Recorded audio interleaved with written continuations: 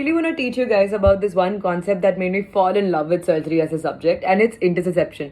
And this is my makeshift bowel. This is the proximal bowel, this is the distal bowel. Can you see that? The proximal bowel as a whole has entered into the distal bowel. It can be primary or secondary. Primary happens in children less than the age of 2 years.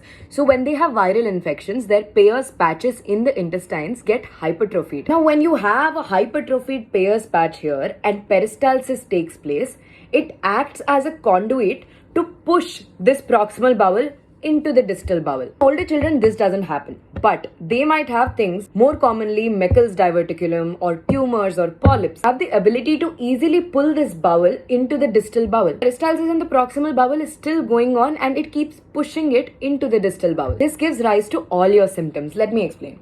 Pain, because now the proximal bowel is also pulling its mesentery that's around it into this intussusception. Oh, by the way, this is the intussusceptum, the proximal bowel, and the distal one is the intussuscipiens, like the recipient of it, so suscipiens, whatever. So when you're pulling the mesentery into it, it's stretching the mesentery and it's causing pain. And now your mesentery is also trapped in between these two bowel loops, the proximal and distal bowel, in this little area in between them.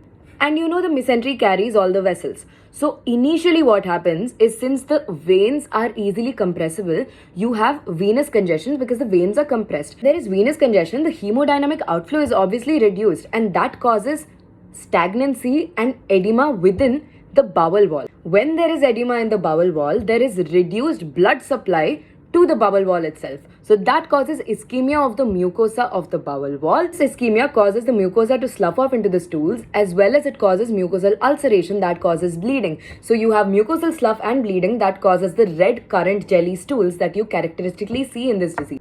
And obviously there is mechanical obstruction here that causes all your intestinal obstruction symptoms like vomiting. And this kind of looks like a whole ass sausage, right? So that is what you can palpate in the child's abdomen. You can palpate a sausage-like mass. And since this most commonly happens in the ileocolic region, the terminal ileum is not usually palpated in the right lower quadrant like you normally do, and that is called the MTRLQ or the Dance's sign. Now radiologically, if you look at this, this will look like a target sign because there is this one inner bowel, there is the mesenteric fat in between that, and there is this external bowel. If you take a longitudinal section, it'll look like a corticomedullary differentiation, so it'll look like the kidney. That's the pseudo-kidney sign. So these two signs you'll see in USG. This essentially looks like it's clawing up the proximal bowel when you do barium enema. I would fully suggest you to go ahead and read up about this from your actual book, and let me know if this concept makes it easier for you. Also, mention the treatment for this in the comment section. I forgot to mention that this same concept can be used for explaining everything in surgery.